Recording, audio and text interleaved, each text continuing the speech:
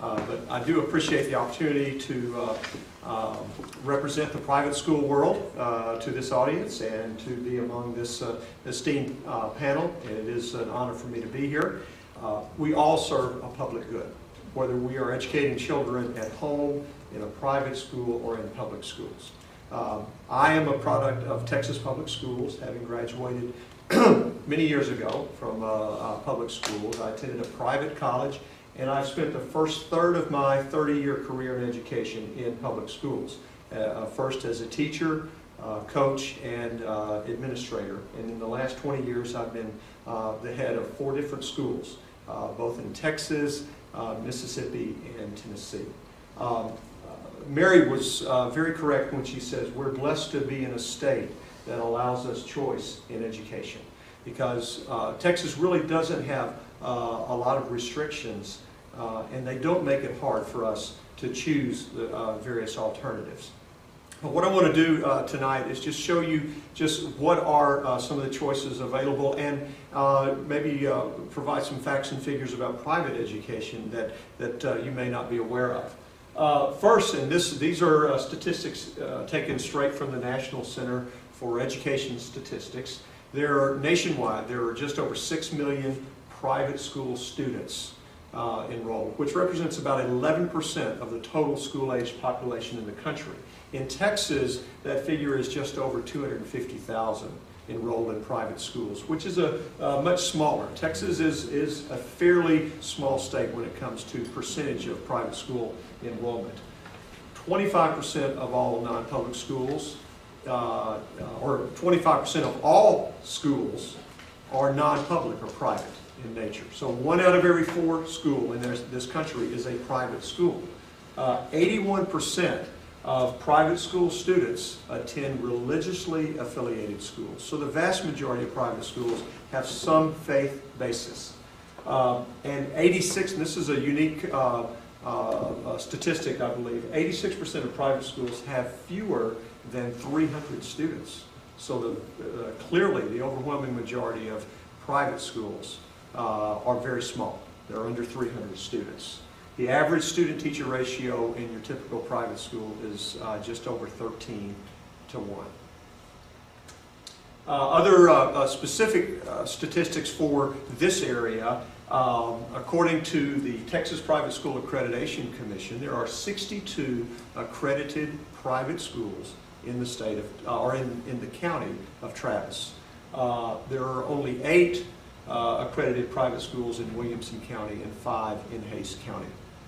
So you can see there's quite a few in Austin, but that's pretty typical. Most private schools exist because they require large populations.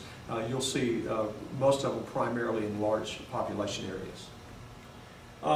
First of all, I think we need to define what we mean by private schools, because you could also say that a homeschool is also a private school. When I talk about private school, I'm really talking about non-public schools. Any school that does not get its funding from a governmental entity, whether it be the state or the national level. Although private schools are eligible for some federal grants. So, that's, when you try to define private schools, it's hard to define because they defy stereotypes. There are many different kinds of private schools. As I mentioned before, religious schools are the predominant type of private school in our country, but there are some who have that are considered non-sectarian, and they have more of an academic mission. Maybe they are specifically a college preparatory school that that has set a goal to graduate students and have them matriculate into prestigious colleges and universities. There are a number of special needs schools. These are schools set up to serve a population that might be learning disabled. Even within schools like ours, we have an academic support system, so we do serve learning disabled students as well. And then there are those private schools for at-risk students. These are students who meet the criteria for at-risk students. Their demographics are such that they have a disadvantage.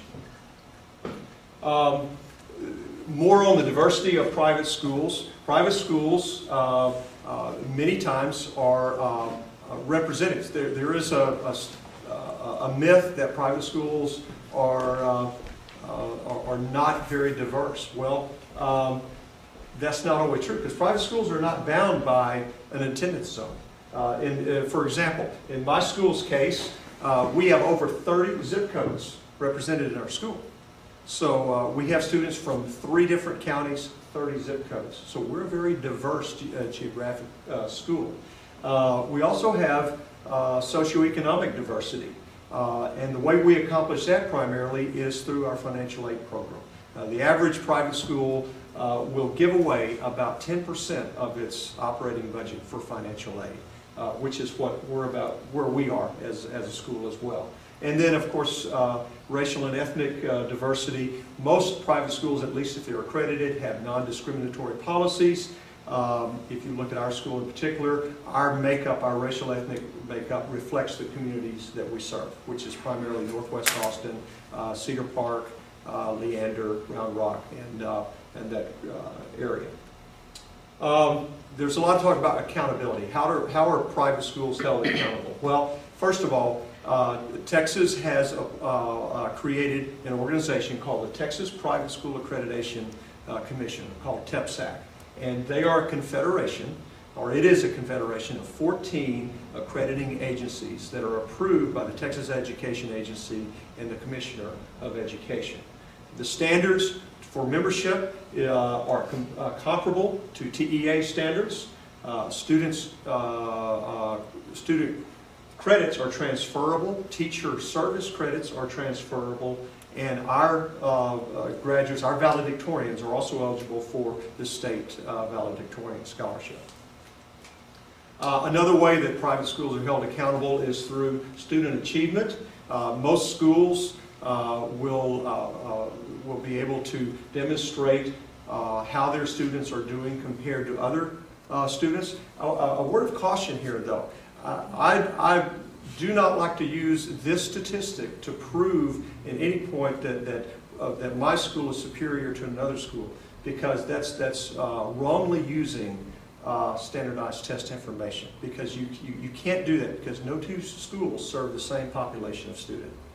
So we're very careful, but we use it to show our student or our parents that we indeed are making progress with our students. And so there is an accountability to our parents, but we don't use that information to claim any superiority. And finally, and this is probably one of the ways that we hold ourselves accountable, how are our students doing at the next level of education? That's really the true test for private schools. That's how we're held accountable.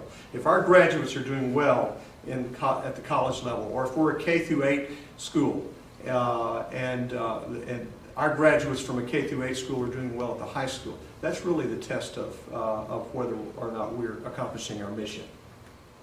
Finally, I would say that the real accountability for private education are the parents themselves. We are market-driven. In other words, if parents are not demanding our services, we're not going to exist. And parents, the 2 things that we have the parents' children, and we have their money. And so, they are emotionally attached to both of those. So we are held to a very high level of accountability. Anyone who would say, private schools don't have the same accountability standards have never met a parent who is really, who has invested thousands of dollars in an education and wants to make sure they get a good return on their investment. There is a saying in the private school world that private schools that cease to be different or cease to be better will soon cease to exist. And I believe that very strongly. So we do have accountability standards in the way of accreditation, in the way of our performance of our graduates, and then by way of the marketplace. So it has been my privilege to represent the private schools, and I'm available for questions later. Thank you. Thank you.